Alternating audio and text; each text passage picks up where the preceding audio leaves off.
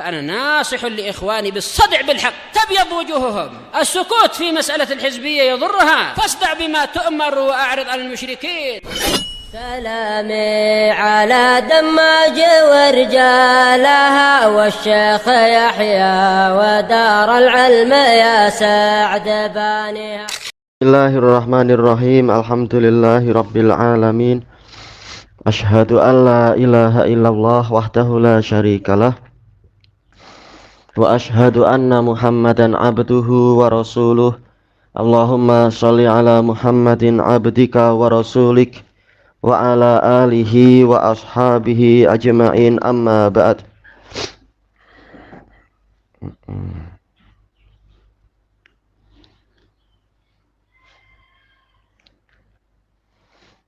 Kalau yang tafsir As-Sa'di kita sudah selesai sampai itu belum ya? Ayat 103 pembahasannya? Belum. Baik. Kita lanjutkan dulu apa yang disebutkan oleh Al-Imam As-Sa'di rahimahullahu ta'ala. Karena nggak kasih alamat kemarin. Terkait dengan firman Allah Subhanahu wa ta'ala, yaitu tentang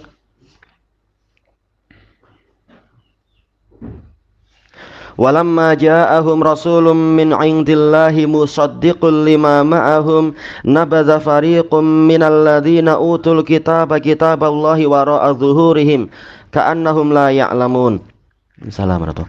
Manakala datang kepada mereka seorang rasul dari sisi Allah, yang mana rasul itu membenarkan ajaran atau kitab suci yang bersama mereka, maka sekelompok orang dari ahli kitab, orang yang diberi Alkitab, melemparkan kitab Allah ke belakang-belakang mereka seakan-akan mereka tidak mengetahuinya. Tayyib. Kata Imam As-Sa'di, maksudnya adalah manakala Rasul yang mulia ini datang kepada mereka dengan membawa kitab yang agung secara benar, membawa kebenaran yang sesuai dengan kitab suci yang mereka miliki. Dan dulu mereka menyatakan bahwasanya mereka berpegang teguh dengan kitab mereka. Manakala mereka mengingkari Rasul ini dan mengingkari kitab suci yang beliau bawa, nabadha fariqum minal ladzina utul kitaba kitaballah.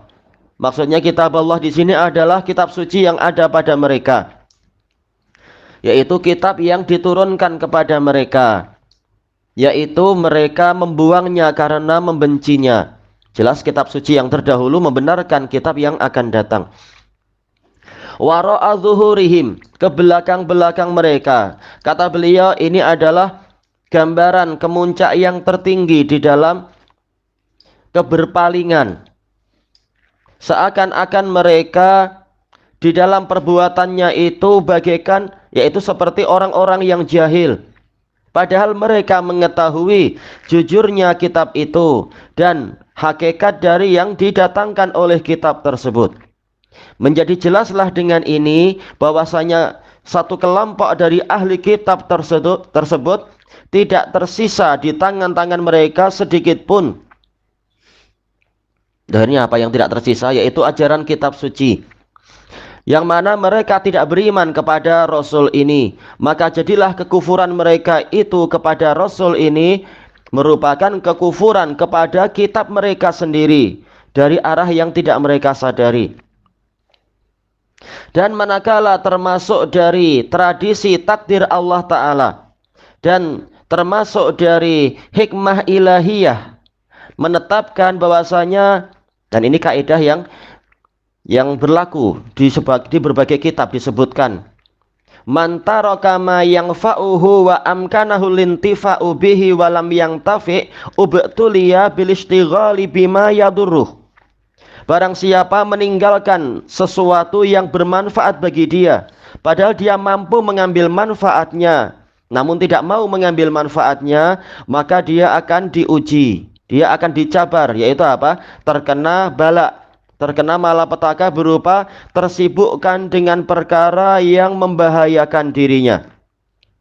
Maka barang siapa meninggalkan peribadatan kepada Ar-Rahman, dia akan terkena bala berupa peribadatan kepada berhala, pada ausan.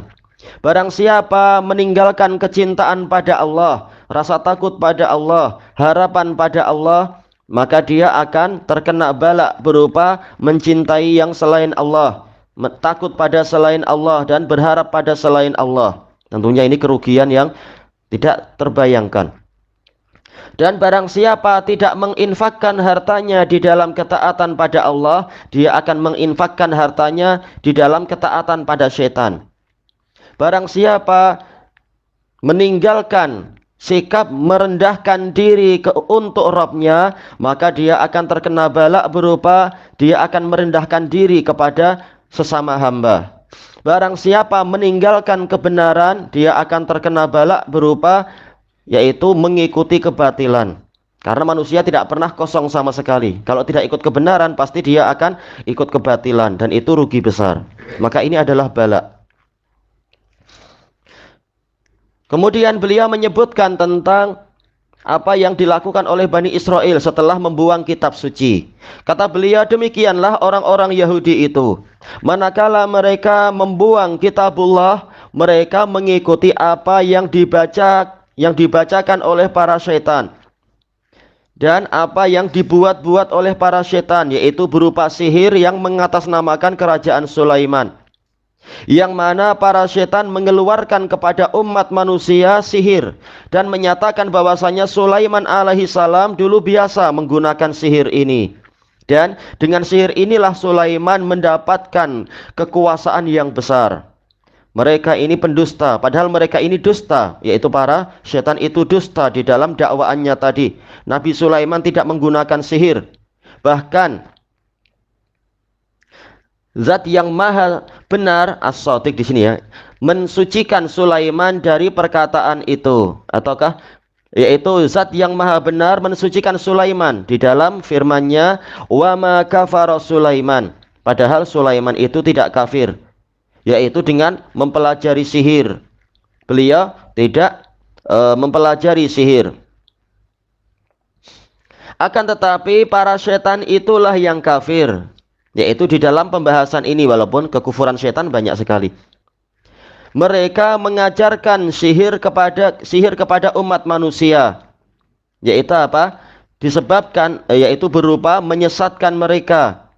Dan juga yaitu disebabkan karena memang mereka ingin menyesatkan manusia, dan mereka bersemangat tinggi untuk memesongkan Bani Adam. Demikianlah orang-orang Yahudi mengikuti sihir yang diturunkan. Demikian pula orang-orang Yahudi mengikuti sihir yang diturunkan kepada dua malaikat yang tinggal di negeri Babil, di negeri Irak. Allah menurunkan ilmu sihir kepada dua malaikat tersebut sebagai cabaran dan ujian dari Allah untuk para hambanya. Dibukakan kesempatan untuk berbuat maksiat, milih maksiat atau milih taat. Ternyata banyak yang lebih memilih maksiat, memilih untuk apa? Dapat kesenangan dunia dengan cepat lewat ilmu sihir. Baik, maka kedua malaikat itu mengajarkan sihir kepada umat manusia.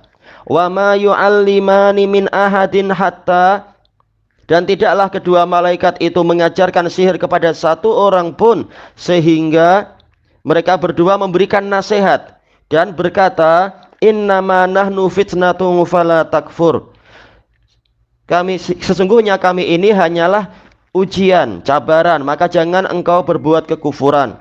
Yaitu apa? Jangan engkau mempelajari ilmu sihir, karena itu adalah kekufuran. Jadi malaikat sudah mengingatkan ini adalah kekufuran. Maka kedua malaikat ini telah melarang orang itu untuk melakukan sihir, dan mereka berdua telah mengabarkan kepadanya tingkatan dari sihir, yaitu apa? Kekufuran. Maka pengajaran para setan untuk ilmu sihir dalam bentuk tadlis. Tadlis yaitu apa? Penipuan. Wal idlal yaitu penyesatan. Kemudian mereka menisbatkan dan melariskan ilmu sihir tadi kepada nabi yang mana Allah telah membebaskan beliau dari tuduhan itu, yaitu Nabi Sulaiman alaihi salam. Assalamualaikum. Tayyib. Sedangkan pengajaran para kedua malaikat sama-sama mengajar. Malaikat mengajarkan, setan juga mengajarkan. Tapi setan mengajarkan memang untuk menyesatkan dan untuk menipu dan seterusnya. Tayyib. Sementara malaikat tersebut walaupun mengajarkan sihir, tapi ini sebagai cabaran dari Allah dan mereka telah memberikan nasihat kepada orang yang datang itu. Agar mereka tidak punya alasan bahwasanya mereka disesatkan oleh dua malaikat. Malaikat sudah mengingatkan itu. Maka orang-orang Yahudi mereka mengikuti sihir yang diajarkan oleh para setan dan sihir yang diajarkan oleh dua malaikat. Dengan itu mereka meninggalkan ilmu para nabi dan para rasul, dan mereka memusatkan perhatian kepada ilmu para setan. Kemudian beliau menyebutkan pepatah Arab, kullun yasbu ila ma yunasibuh. Setiap orang akan condong kepada sesuatu yang sesuai dengan jiwanya, dengan dirinya. Tayyib. Sesuai dengan, kalau sekarang mungkin bilang apa, bakatnya ke arah mana itu, talenta dia dan kesukaan dia. Kemudian Allah Ta'ala menyebutkan kerusakan ilmu sihir. Allah berfirman, fayata'allamuna minhuma ma yufarriquna bihi bainal mar'i wa zawjih. Maka mereka mempelajari dari dua malaikat itu ilmu sihir yang dengan itu mereka mampu memecah belah antara seorang lelaki dengan istrinya. Padahal kata beliau di sini, kecintaan suami istri itu tidak mungkin dikiaskan dengan kecintaan yang lain-lain. Ya walaupun orang punya girlfriend atau apa itu istilahnya boyfriend atau apa, mengatakan engkaulah cintaku sejati, itu palsu aja. Baik. Selama orang itu tidak mau menikah satu sama lain, maka kemungkinan untuk sekedar mencoba dan habis itu lari itu besar sekali. Dan sudah terlalu banyak, baik yang di negara-negara kita ini ataupun yang di dalam kisah-kisah nyata yang ana baca di Timur Tengah itu, dengan apa itu istilahnya rayuan gombal laki-laki, ya banyak perempuan yang takluk mengatakan nanti setelah ini aku akan tanggung jawab. Habis itu apa, cuma touch and go aja, habis sentuh lari. Kisah banyak sekali anak baca dalam kisah nyata, dikumpulkan para ulama untuk menasihati karena banyak yang tertipu terus menerus si perempuannya itu. Kemudian beliau menyebutkan di sini karena Allah Ta'ala telah berfirman untuk hubungan suami istri itu, wa ja'ala bainakum mawaddatan wa rahmah, dan Allah jadikan di antara kalian kecintaan dan belas kasihan. Dan di dalam pembahasan ini ada dalil bahwasanya sihir itu memang memiliki hakikat. Taib. Bantahan kepada orang-orang Mu'tazilah yang mengatakan sihir itu hayal belaka. Yang betul sihir itu punya hakikat. Dan bahwasanya dia mampu mendatangkan bahaya sihir itu dengan seizin Allah. Taib, afwan, sebentar.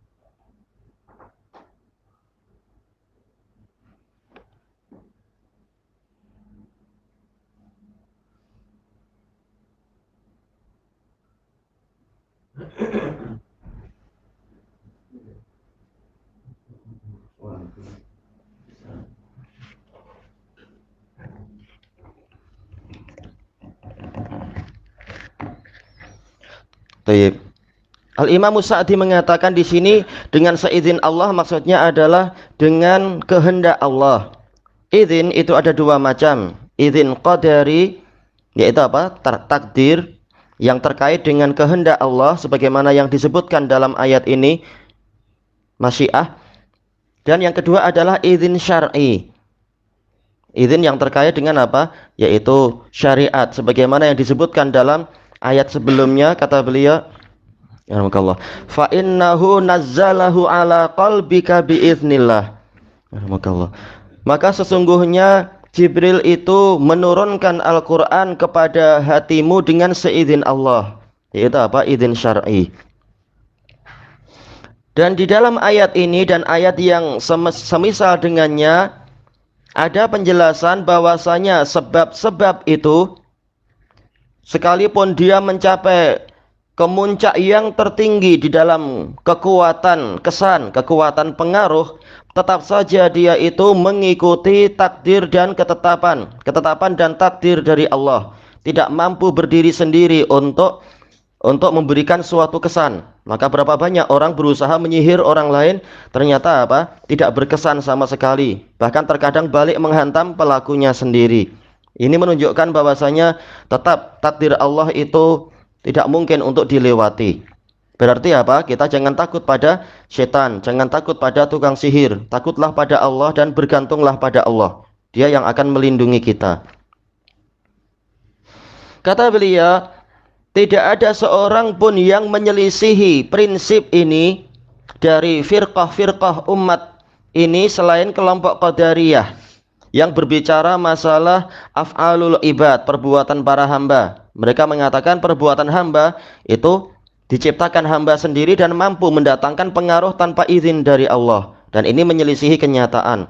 Sebagaimana dulu di Indonesia ada perdebatan antara Qadariyah dengan Ahlus Sunnah. Orang Qadariyah mengatakan keinginan kita ini bebas tanpa ada takdir dari Allah. Apapun yang saya lakukan pasti terjadi karena tidak ada takdir Allah di situ. Setelah didebat panjang lebar, dia tetap tidak mau bertobat. Setelah letih debat, akhirnya apa? Dia ambil cawan untuk minum. Lalu cawannya ditampar, dipukul oleh lawan debatnya.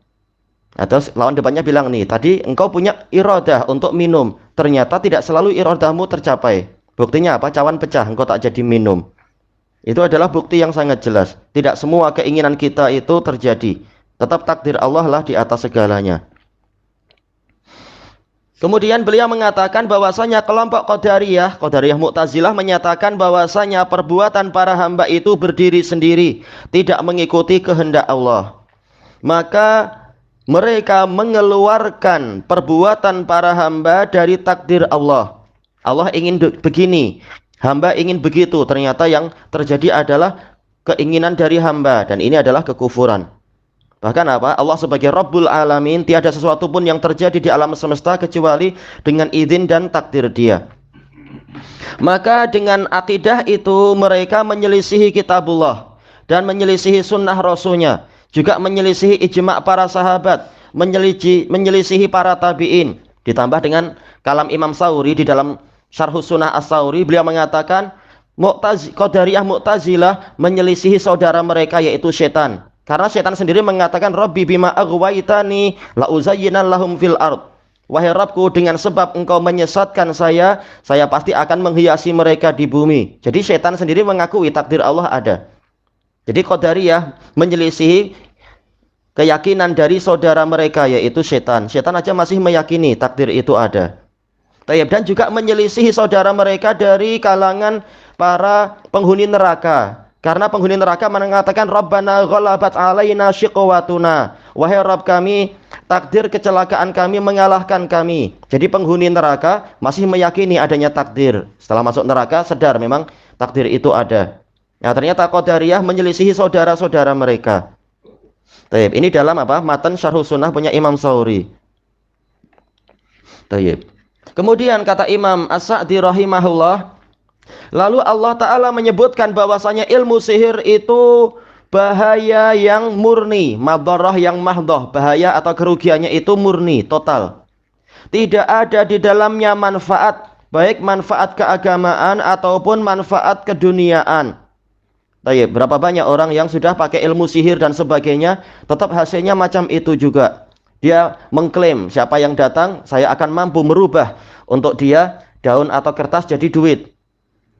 Tapi apa? Prakteknya sulit, segalanya sulit. Dan ternyata dia kekayaannya tidaklah sampai melebihi kekayaan Bill Gates mungkin, atau kekayaan Donald Trump atau apa. Padahal kita di tanah air yang memiliki daun yang tak terhitung. Kenapa nggak langsung dirubah jadi duit aja dengan cepat? Bahkan pokok-pokok di rumah mereka yang mengklaim mampu merubah sesuatu jadi duit, pokoknya daunnya masih itu juga. Kenapa nggak dirubah jadi duit sekalian? Dan banyak Anda baca di surat kabar orang yang ikut ke kelompok itu, ujung-ujungnya begitu pulang kertasnya tetap kertas juga. Atau apa? Sempat jadi duit, tapi setelah dibayarkan tahu-tahu jadi kertas lagi. Ternyata itu semua adalah tipuan mata saja, khayalan. Baik. Dan para tukang sihirnya juga masih dikejar-kejar ahlung. Karena apa? Nggak bayar hutang. Padahal senang aja kan tukar jadi duit. Ini menunjukkan apa? Tidak selalu yang mereka ucapkan itu betul. Kadang setannya membantu, kadang setannya apa? Suka-suka tak mau bantu. Apa itu? Apa itu?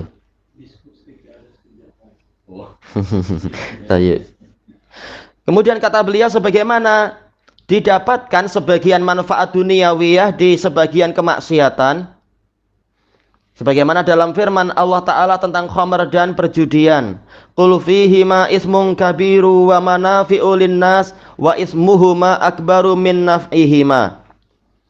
Katakanlah bahwasanya di dalam khamr dan perjudian itu ada dosa yang besar, ada juga manfaat-manfaat untuk manusia, akan tetapi dosanya lebih besar daripada manfaatnya. Kata beliau, sihir ini kerugiannya itu bersifat total. Maka tidak ada faktor untuk menyeru, untuk mengajak kita ke ilmu sihir sama sekali. Iya, kerugiannya terlalu parah sebelum kita mendapatkan sebagian kecil dari manfaat kalaupun ada. Baik. Maka perkara-perkara yang terlarang semuanya itu boleh jadi dia adalah madarat yang bersifat total, bersifat murni. Tidak ada faktor yang menyeru ke situ sama sekali. Yang bersifat total atau keburukannya lebih besar daripada kebaikannya. Sebagaimana bahwasanya perkara-perkara yang diperintahkan boleh jadi kemaslahatannya itu bersifat total, bersifat murni. Seperti apa? Ibadah pada Allah, cinta pada Quran, membaca Quran. Jelas kemaslahatannya bersifat total.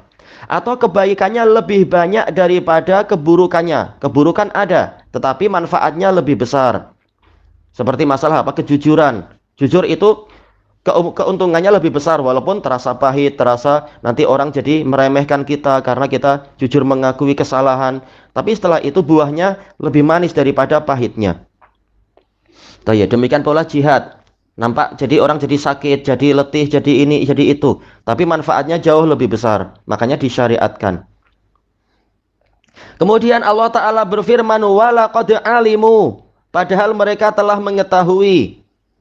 Sampai apa? Allah bersumpah dan menetapkan di situ. Siapa mereka? Yaitu orang Yahudi. Lamanistarah, ditambah dengan lamut taukid lagi di sini.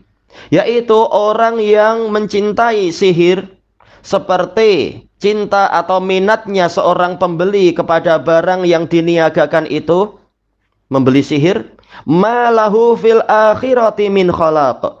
Dia tidak memiliki satu bagian pun di negeri akhirat, yaitu bagian keuntungan nasib, bagian keuntungan. Bahkan sihir itu akan mewajibkan adanya hukuman. Maka tidaklah perbuatan mereka, yaitu melakukan sihir, mempelajari sihir lalu mengamalkannya, itu karena mereka tidak tahu. Bahkan apa? Mereka tahu. Maka disebutkan walaqad alimu, mereka tahu, bukannya mereka jahil. Orang-orang Yahudi itu. Tetapi karena mereka lebih mencintai dunia, kehidupan dunia daripada akhirat, bukan ahabu tapi istahabu, ya terlalu cinta dunia orang Yahudi. Maka itulah yang menyebabkan mereka melakukan itu. Maka alangkah buruknya masyarau bihi anfusahum laukanu ya'lamun. Alangkah buruknya apa yang dibeli oleh mereka. Dengan apa? Menjual diri mereka tadi. Seandainya mereka tahu, maksudnya tahu di sini apa? Tadi dikatakan mereka sudah tahu. Kenapa sekarang bilang seandainya mereka tahu? Maksudnya adalah ilman yusmirul amal, yaitu ilmu yang membuahkan amalan. Niscaya kalau mereka memiliki ilmu yang ini, ilmu yang bermanfaat, ilmu yang mendatangkan amalan, mereka tidak akan melakukan itu. Seperti orang-orang soleh Yahudi, dari kalangan Yahudi. Mereka tidak mempelajari sihir, tidak mau mengamalkan sihir, orang-orang solehnya. Sampai di sini yang disebutkan oleh Imam As-Sa'di. Kita ambil faedah dari yang disebutkan oleh Imam Ibnu Katsir rahimahullah. Qala rahimahullahu ta'ala, qala al-Imam Abu Ja'far ibnu Jarir fi qawlihi ta'ala wa laqad anzalna ilaika ayatin bayyinat. tentang ayat ini Imam Ibnu Jarir mengatakan, ai anzalna ilaika ya Muhammad alamatin wadihatin dalalatin ala nubuwatik. Kami telah menurunkan kepadamu wahai Muhammad tanda-tanda yang jelas dan penunjukan-penunjukan, dalalat yaitu penunjukan tentang kenabian dirimu. Wa tilkal ayat hiya ma hawahu kitabullah. Ayat-ayat tadi berupa, ini sebagian aja, bahkan apa, ayat lebih luas dari itu, tapi yang dibahas di ayat ini adalah apa? Al-Qur'an, yaitu ayat-ayat yang dikandungi oleh kitabullah min khafaya ulumil yahud, berupa rahasia-rahasia ilmu orang Yahudi, wa maknunati sarairi akhbarihim, dan rahasia-rahasia berita mereka yang tersimpan, yang mereka menyimpan. Bahkan banyak pengikut Yahudi yang tidak tahu itu. Nah, Allah membongkar di dalam Al-Quran. Wa akhbari awailihim min bani Israel, dan berita-berita tentang generasi-generasi pertama mereka dari Bani Israel. Wan naba'i amma tadammanathu kutubuhum, dan berita tentang apa saja yang dikandungi oleh kitab-kitab mereka. Allati lam yakun ya'lamuha illa ahbaruhum wa ulama'uhum, yang mana tidak diketahui kecuali oleh para ulama-ulama mereka. Ahbar dengan ulama sama. Baik. Ulama dan ahli ilmu mereka. Wa ma harrafahu awailuhum wa awakhiruhum wa baddaluh, dan apa saja yang dipesongkan dan ditukar-tukar oleh generasi pertama mereka dan generasi terakhir mereka. Terakhir maksudnya adalah yang di zaman Nabi Muhammad SAW. Min ahkamihim, berupa hukum-hukum yang mereka miliki. Allati kanat fit Taurah, yang dulu ada dalam Taurat. Fa'atla Allahu fi kitabihil ladzi anzalahu ila nabiyhi Muhammadin sallallahu alaihi wasallam. Lalu Allah menampakkan itu semua di dalam kitabnya yang dia turunkan kepada nabinya, yaitu Muhammad sallallahu alaihi wasallam. Fakana fi dzalika min amrihi al-ayatul bayyinat. Maka di dalam perkara itu dari urusan Allah ada tanda-tanda yang jelas, liman ansofa nafsah, bagi orang yang bersikap adil pada dirinya sendiri. Iya, tidak buruk sangka pada Quran, tapi lihat dan teliti sendiri. Seperti yang dialami oleh banyak orientalis dalam kisah-kisah nyata mereka yang ana baca itu. Setelah baca, walaupun niatnya untuk mencari keburukan Quran, tapi dia jujur, maka setelah itu justru dia masuk Islam. Kisahnya banyak sekali. Tayyib. Walam yad'uhu ila halakiha al-hasadu wal baghi. Dan orang yang mana kedengkian dan sikap zalim tidak mengajak dia kepada kebinasaannya. Ini untuk orang-orang yang memang masih punya kelurusan hati, dalam artian punya kejujuran. Tayyib. Idh kana fi fitrati kulli dhi fitratin sahihah tasdiqu man ata bimithli ma jaa bihi Muhammadun sallallahu alaihi wasallam. Karena di dalam fitrah setiap orang yang memiliki fitrah yang sehat, fitrah yang benar, ada pembenaran terhadap orang yang mendatangkan sesuatu semisal yang didatangkan oleh Muhammad sallallahu alaihi wasallam. Apa itu? Minal ayatil bayyinat, berupa ayat-ayat yang jelas. Allati wasofa min ghairi ta'allumin ta'allamuhu min basyari, yang menggambarkan, wasofa artinya menggambarkan ya. Orang allati wasofa, kalau dicetakan yang lain gimana berarti? Memang wasofa betul. Oh, thayyib. Minal ayatil bayyinatil lati wasof, yaitu apa? Ayat yang jelas yang beliau ceritakan. Thayyib. Kemudian apa? Min ghairi ta'allumin ta'allamahu min basyarin wala akhadha syai'an minhu an adami, yaitu tanpa Nabi sallallahu alaihi wasallam, demikian pula para nabi dan rasul yang lain mempelajari dari sesama manusia atau mengambil sesuatu ilmu dari manusia. Tapi apa? Memang ini wahyu dari langit. Maka yang seperti ini, fitrah yang sehat akan mengatakan, oh ini jelas bukan dari buatan manusia. Dia nggak pernah saya lihat belajar yang macam ini ke sesama manusia. Apalagi apa? Ayat untuk Nabi Muhammad lebih jelas daripada nabi-nabi yang lain. Boleh jadi nabi yang lain mampu baca tulis. Sementara Nabi Muhammad sama sekali tidak mampu baca tulis. Tapi kenapa mampu mendatangkan wahyu yang lebih hebat dari nabi-nabi yang lain? Menunjukkan memang ini adalah dari Allah. Karena apa? Di dalam Quran ada isyarat-isyarat yang menunjukkan Nabi Ummi adalah Nabi yang terakhir. Yang lain-lain tidak disifati dengan Ummi. Makanya Allah di dalam ayat Al-A'raf itu menjelaskan kepada Nabi Musa bahwasanya aku telah siapkan untuk pengikut Nabi yang Ummi begini-begini. Menunjukkan Nabi-Nabi yang lain tidak disifati dengan itu. Intinya adalah ini ayat yang sangat jelas. Kalau Nabi yang lain diimani, kenapa Nabi Muhammad tidak diimani? Lebih layak lagi untuk diimani. Kama qala Dhahak an Ibni Abbas, jelas sanadnya putus. Wa laqad anzalna ilaika ayatin bayyinat yaqul fa anta tatluhu alaihim. Kemudian engkau membacakannya pada mereka.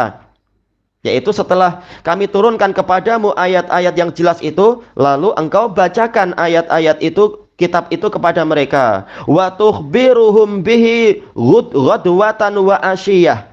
Engkau mengabarkan kepada mereka pagi dan petang. Ayat-ayat tersebut. Mereka tahu Rasulullah ada di antara mereka. Bagaimana? Itu bila di jam berapa Rasulullah sempat belajar yang seperti itu. Beliau nggak belajar dari orang, tapi dapat wahyu dari langit memang. Ala ta'manuni wa ana aminu man fis sama' ya'tini khabaru sama'i sabahan wa masa'a.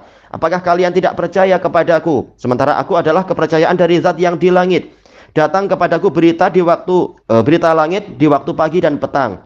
Hadis muttafaqun alaih dari Abu Sa'id Al-Khudri. Jelas orang yang lihat Nabi akan lihat beliau nggak sempat belajar ke orang lain dan sebagainya. Tapi selalu datang wahyu pagi dan petang. Menunjukkan memang ini adalah dari langit. Wa baina dzalik, dan juga di antara itu mungkin apa di siang hari.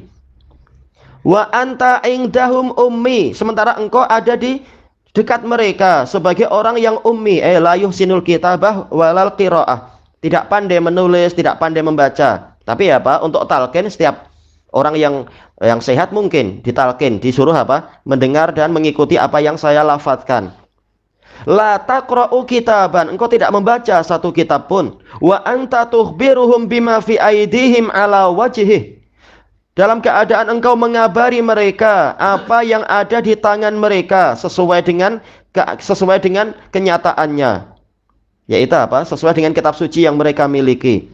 Berarti akhirnya ini pembahasan apa? Ketika Nabi di Madinah, jelas orang-orang Yahudi tahu. Orang Yahudi suka mengintai sampai zaman sekarang. Nah, jelas mereka tahu bahwasanya Nabi tidak pernah belajar ke orang lain, belajar yang semacam ini. Yaqulullah fi dzalika lahum ibratun wa bayan. Allah berfirman, kata Imam Ibnu Jarir, yaitu penafsirannya adalah seakan-akan Allah berfirman di dalam peristiwa itu ada pelajaran dan keterangan untuk mereka, untuk Bani Israel. Wa alaihim hujjatun law kanu ya'lamun, dan ini menjadi hujjah yang akan membantah mereka seandainya mereka tahu itu dan tidak mau beriman. Kalau beriman mereka akan berbahagia. Thayyib ilahuna wallahu a'lam.